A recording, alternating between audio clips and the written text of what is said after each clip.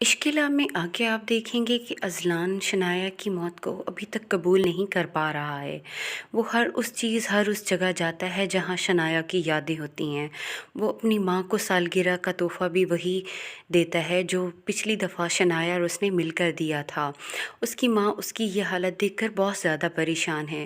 वो उसके बाप से भी कहती है कि अज़लान शनाया की मौत को कबूल नहीं कर पा रहा। अज़लान शनाया की यादों में इस बुरी तरह खो चुका है कि उसके वालिदैन उसको समझाते हैं कि शनाया मर चुकी है, अब वो ज़िंदा नहीं है।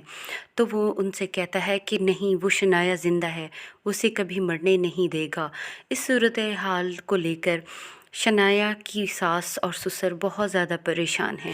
अज़लान के वालिदैन उसे कहते हैं कि वो डॉक्टर को चेक करवा कर आए। तो अज़लान अपनी वालिदैन से कहता है कि वो पागल नहीं है, वो सिर्फ़ और सिर्फ शनाया को याद करता है और उसकी यादों को हमेशा अपने पास ज़िंदा रखना चाहता है। शनाया की वालदा उसके वालिद से कहती हैं कि आपको नहीं लगता कि कहीं ना कहीं हम भी कसूरवार हैं?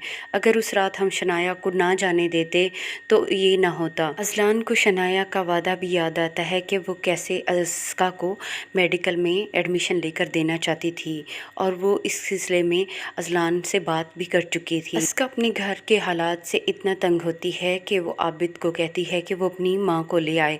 वो आबिद से शादी करने पर तैयार हो जाएगी, लेकिन उसकी माँ और भाभी कहती हैं कि अभी हम जिंदा हैं। उसकी माँ और भाभी कभी भी आबिद के साथ अस्का की शादी नहीं होने देंगी।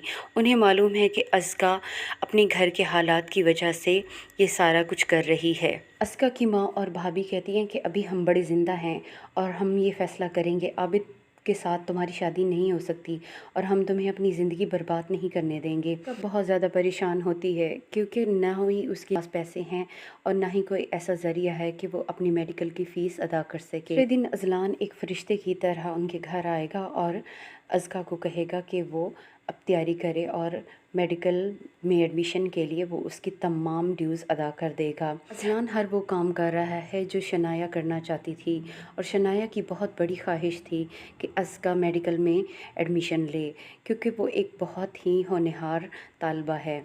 अस्का भी ख्वाब में देखती है कि वो एक डॉक्टर बन चुकी है और दूसरे दिन ही उसका ये ख्वाब सच हो जाता है और अज़लान किसी फ़रिश्ते की तरह उनके घर में आता है और उसको कहता है कि वो उसके साथ चले।